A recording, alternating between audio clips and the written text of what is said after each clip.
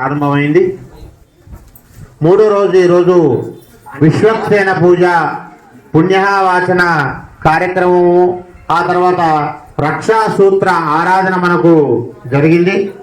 స్వాములకు ఇక్కడ మన అర్చక స్వామి, ఆ తర్వాత మొదలగున్నట్టు పండితులందరూ కూడా ఎక్కడైతే మన దేవాలయంలో వేయించేసినటువంటి స్వాములందరికీ కూడా కంకణాలు కడుతున్నారు. స్వామి, మీకోసం మేము బ్రహ్మోత్సవ కార్యక్రమాన్ని మేము చేస్తున్నాం.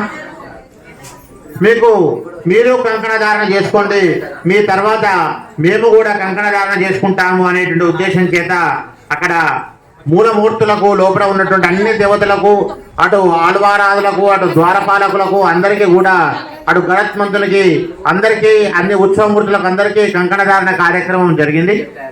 ఆ తర్వాత ఆలయ అర్చకుడు కంకణ దానం చేసుకున్న తర్వాత మిగతా అందరూ కూడా కంకణ దానం చేసుకోవాలి. నిదానంగా, తొందరపడకండి. భర్త ఉన్నాడు, మా కొడుకు ఉన్నాడు, మా అల్లుడు ఉన్నాడు, మా మామ ఉన్నాడు అనేటువంటిది కాకుండా ఇంటికి కంకణం పట్టుకోకూడదు. కంకణాన్ని గుళ్ళోనే కంకణం కట్టుకొని పోవాలి. కానీ ఇంటికి మీకు కంకణాలు కడతారు, మీ దగ్గరికి వచ్చి తొందర ఏం లేదు.